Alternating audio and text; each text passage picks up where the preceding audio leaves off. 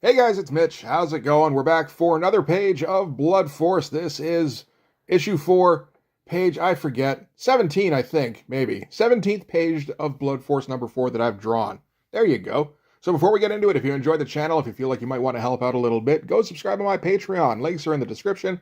Gives you early access to everything I do. Helps out the channel. Helps to buy new comics. So, this one turned out to be a bit of a quick one. I think it was less than like 4 hours all told, which I mean, I know for some people that's not that quick. It's very quick for me. I tend to average out about 6 hours or so on a page, I think. But kind of came down to figuring out the design for the page before I actually did the penciling, because I got this idea of well, I mean, first I wanted to do the 3 vertical panels, which you had here, and I'm like, that's fine, but I want something a little bit extra. And it's like, well, wait a minute, what if we have Popo, like, I don't know, like in a panel above them with no panel border, just kind of looming in silhouette. And it's like, oh, wait a minute, what if Popo is the panel border of the 3 panels? Oh, I got to think about that. And came up with this, and it kind of brought everything together. It helps that there's a lot of black on this page and a lot of fading in and out of the background. But yeah, no, this is like one of the few times I think that I've had like a really good idea of what I wanted the page to look like before I actually even started it. And it's turned out to be like a really striking page. Like, not maybe not the best in terms of just how cool it. Well, I don't know. The coolness factor is pretty high, but just like execution, that sort of thing. Like the drawing's good. Like, whenever I get to do a close up on the Clerg like this, the drawing's usually going to be pretty good. The other 2 panels, they're okay, but and just in terms of, yeah, it being a memorable page, I don't know if I've got too many that are better than this. Really, this is yeah, kind of its own thing. So yeah, so this is the Clerg second in command. This is the last of the Clerg pages, at least. So that's nice. Explaining to his captain, like, just how bad the situation has gotten. Where, shoot, I should get the actual script out. But just the extent of the damage to the ship, which is extremely extensive. Let me see if I can find it here. It's gonna be no, it's gonna be hidden. I'll never find it. Um, Wait, if I look up the word rations, that'll do it, I think. Okay, so yeah, there we go. We have 19 total dead that we know of, as well as varied states of perforation throughout the ship's interior. And you get that in the middle panel there with the perforated duct that we're going to be looking at. You'll see what I mean towards the end of it. He's managed to sever communications functions on 3 decks, as well as destroy our defense detection grid and incinerate 80% of our rations. What's more, I'm quite sure that all the damage to the ship was completely accidental. Which I think that just speaks to Popo. That's how he rolls. Every team that has even reported suspicion of proximity to the fugitive has failed to report back, and the pattern of sightings seems to indicate that he will eventually stumble across the command bridge, probably before he finds the exit. If I may be candid, sir, I think we may have made a critical error by bringing the Popo on board. So, just a silly building up Popo kind of page. There's been a fair bit of that in this issue. Like, I didn't set out to make Popo the Wolverine. Like, he's the Wolverine. He thinks he's the Wolverine. So there's that. But like, he wasn't supposed to be any more important than any of the guys. But he's got so much of what makes 90s comics 90s comics. It's like, man, it's hard not to make him kind of the focus of the book sometimes. And yeah, so like anything that's not the fight with Gun Show and Blood Force is basically building Popo up over the course of this issue. And then at the end of the issue, I'm working on it now. It's this massive double page splash of him with these gigantic guns gunning down the Clerg. It's this huge glory shot. It's like the release. It's like that's the money shot. What is with the resolution on this? This is garbage. Get it together. All right, there we go. That's a little better. So this hopefully won't happen when I because I think pretty soon we're going to switch to the point where I'm filming with my phone, which will be in a higher resolution at least, but the phone also has focus issues or light intensity issues. So I don't know if I'll be able to stick with it long term. Once I start doing speed art and commentary based on those, then we'll be able to tell for sure. So there may be a bit of an overlap where I'm waiting until I guess I could always just download another and make like a mock-up speed art. I'm really just kind of spitballing what my plans are for the next little while here that you don't need to hear about. Um, oh yeah, we got our cross-hatching here. Cross-hatching off into the darkness, that is Popo's soul. I actually decided to use a ruler for the cross-hatching. That doesn't happen too often, but ended up looking all right.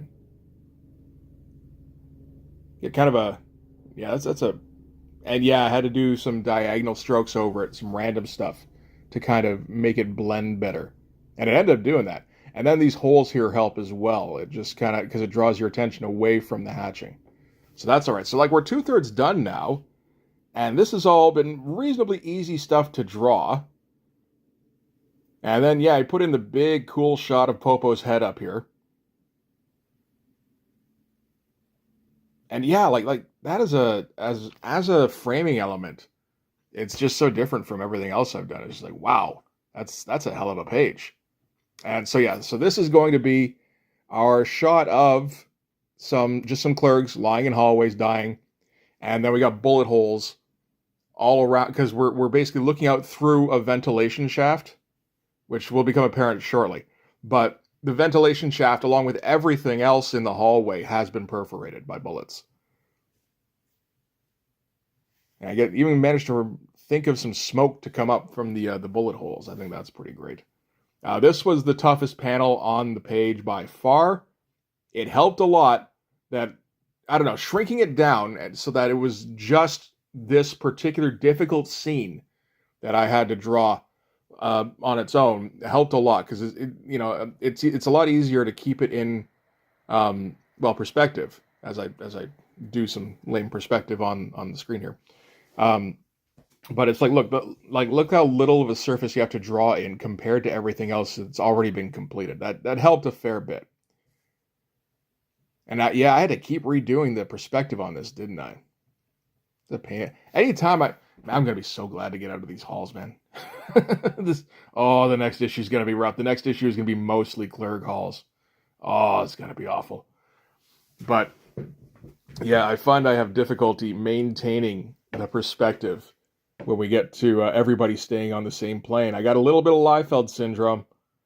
More so because I want to get everybody lying, like bodies lying on the floor, pointed in different directions, in different poses, different states. Like some are lying flat, some are lying on their sides, some are like hunched against a wall. I want it looking real random. And it's difficult to, see, like, look at that light there, eh? That's terrible. But it's difficult to maintain the perspective. This one I think did a reasonably good job. Look at me like finishing stuff around the edges here. And, slowly chipping away at the amount of finished drawing on the page. It's like, okay, draw this thing, draw that gun, draw it reasonably well. You don't have to go nuts on the detail. You're actually going to be covering this up with like vent slats and then putting dialogue probably over most of this. Yeah, no, this is, there's so much work in this panel for how little of it is actually going to be visible. I wonder if I think I have this lettered. And if that's the case, then I should probably put that up at the end of this. But yeah, always doing greats. The greats never cease. Where's my issue 4 folder? There we go. Do I have page 17? I don't think I do, so maybe I didn't letter this. Oh no, that's it. Yeah, okay, I'll put that one up at the end then. Very tight grates. Oh, this is all just going to blend together if I shrink this down. This is so pointless. This is like really wanting to be. I don't even know what I'm trying to be here, but trying to demonstrate a work ethic that I know I don't have. It's like, no, you draw you finish the drawing in totality, then you cover it with the slats, then you cover it with the lettering. But that way, when people look at the drawing around the lettering, they go, "Man, there's a lot of drawing in this."